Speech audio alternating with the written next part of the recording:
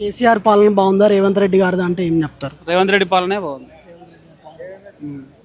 అంటే ఎందుకు కంపేర్ చేస్తే మీకు ఏం రేవంత్ రెడ్డి గారి పాలనలో మంచిగా అనిపించింది? ఏదైనా బాగుంది రేవంత్ రెడ్డి పాలన. ఏం వర్క్ చేస్తారు అన్న? క్యాబ్ డ్రైవింగ్ చేస్తాం. అంటే రోడ్లు అవి ఇవి అంతా ఎలా ఉంది మరి? ఇప్పుడు తెలంగాణ ప్రభుత్వం కంటే ఇప్పుడు రోడ్లు కొంచెం ఏమన్నా కాంగ్రెస్ ప్రభుత్వంలో మెరుగుపడ్డాయా? రోడ్లు బాగున్నాయి మా ఊర్లో. మాకు ఊర్లో ఇల్లు కూడా వచ్చింది, ఇందిరా ఇల్లు పేరు కూడా వచ్చింది. చాలా సంతోషంగా ఉంది రేవంత్ రెడ్డి పాలన. సో అంటే హామీలను నెరవేర్చడం నెరవేర్చారు.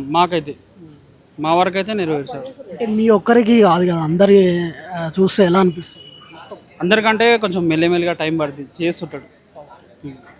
నెక్స్ట్ ఏ ప్రభుత్వం వస్తుంది అనుకుంటున్నాను? రేవంత్ రెడ్డి పాలన.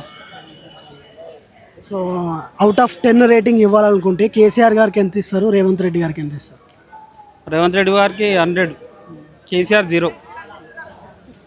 ఎందుకు కేసీఆర్ గారికి ఎందుకంత, అంటే మీకేమంతా నచ్చలేదు అతని పాలనలో? దళితులకు 3 ఎకరాల భూమి ఇస్తున్నాడు, డబుల్ బెడ్రూమ్ ఇల్లు ఇస్తున్నాడు, ఇవ్వలేదు. మాకు ఇప్పుడు రేవంత్ రెడ్డి ఇందిరామ ఇల్లు మాకు వచ్చింది ఊర్లో.